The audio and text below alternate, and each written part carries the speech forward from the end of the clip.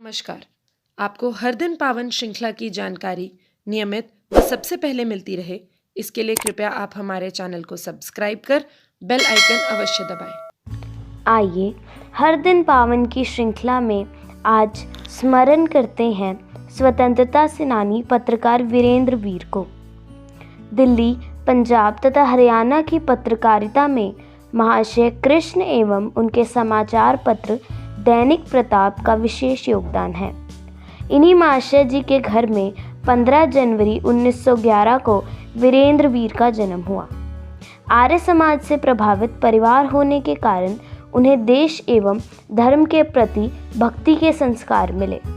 इसी से प्रेरित होकर वे छोटी अवस्था से ही स्वाधीनता आंदोलन में भाग लेने लगे।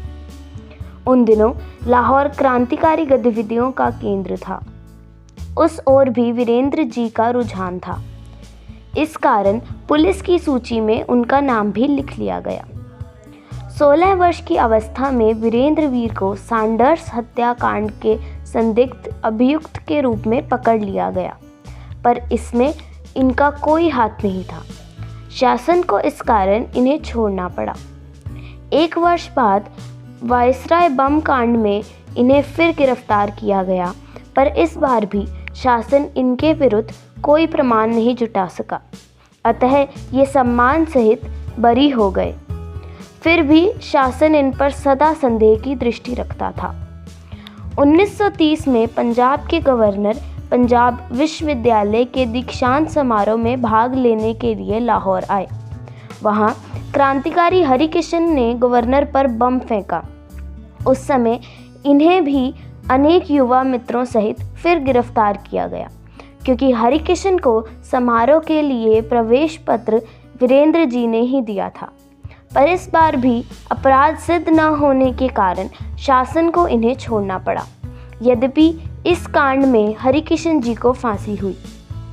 1931 से 32 में गांधी जी द्वारा संचालित सविनय अवज्ञा आंदोलन में सक्रिय रहने के कारण वीरेंद्र वीर को जेल भेज दिया गया।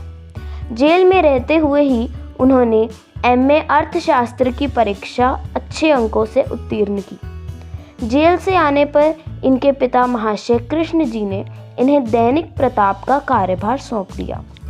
अब संपादक के रूप में इनका एक नया जीवन प्रारंभ हुआ।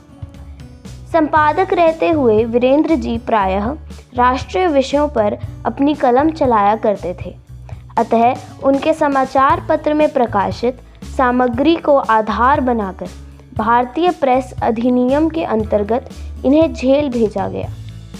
भारत छोड़ो आंदोलन में भाग लेने के कारण ये 3 साल शाहपुर तथा सियालकोट की जेल में रहे। इस समय इनके पिता तथा दोनों भाई भी जेल में थे। 1945 में सबको रिहा कर दिया गया। 1947 में समाचार सामग्री के आधार पर इन्हें फिर जेल जाना पड़ा। इनके भाई कुंवर नरेंद्र ने वीर अर्जुन नामक दैनिक हिंदी समाचार पत्र चलाया। उसे भी भारी लोकप्रियता मिली। देश स्वाधीन होने पर वीरेंद्र जी ने राजनीति में प्रवेश किया। वे एक बार पंजाब की विधानसभा और एक बार विधान परिषद के सदस्य रहे। 1954 में उन्होंने हिंदी में दैनिक वीर प्रताप शुरू किया। आर्य समाज के माध्यम से वे धार्मिक गतिविधियों में भी सक्रिय रहते थे। शिक्षा प्रसार में भी उनकी भारी रुचि थी।